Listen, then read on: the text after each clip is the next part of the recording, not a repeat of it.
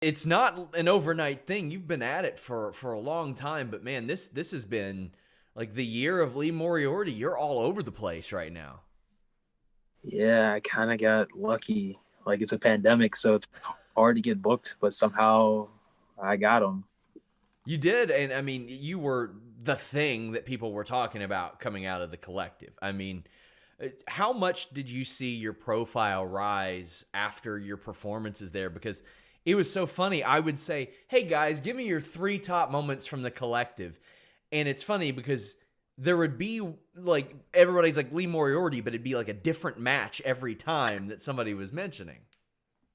Yeah, so like when I took those bookings for the collective, I didn't really realize that I had that many because I was thinking of the collective like Mania weekend, like people will wrestle like 12, 15 times. So I'm thinking everybody has a bunch of bookings. And then by the end of it, I was one of the guys that had the most bookings.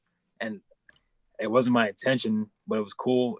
And the thing is, I was only wrestling Friday and Saturday. So I didn't even have all 3 days. If I would have had all three, I probably would have had 11 matches. Was it kind of hard to judge that? Because that is how it is during WrestleMania weekend. Like, people will go in with a ton of bookings, and I assume that you probably thought that would be the same thing for the collective. Yeah. It, in my mind, it wasn't hard to judge. I just thought that's what everybody was doing. So I did it too. And I didn't want to take too many because obviously it's a pandemic and stuff like that. Sure. But I wanted to take advantage of like that weekend and just do what I could while I was there because I pretty much just wrestled and went straight back to my hotel room.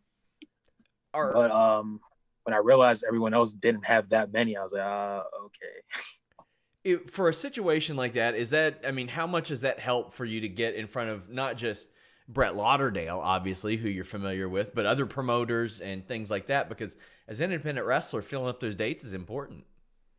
Yeah, it was cool because a lot of the promotions I wanted to work for, I got to work for there because everyone was there. So I had wrestled for Subgraps once before earlier this year. That was my first match of the year, and I got to wrestle for them again. And then it was my first time wrestling for Glory Pro and Freelance. So it was a lot of new opportunities and people to meet there at that time. So that was cool. Right around, I think it was a little bit before the collective, I had interviewed now August Gray. He was Anthony Green.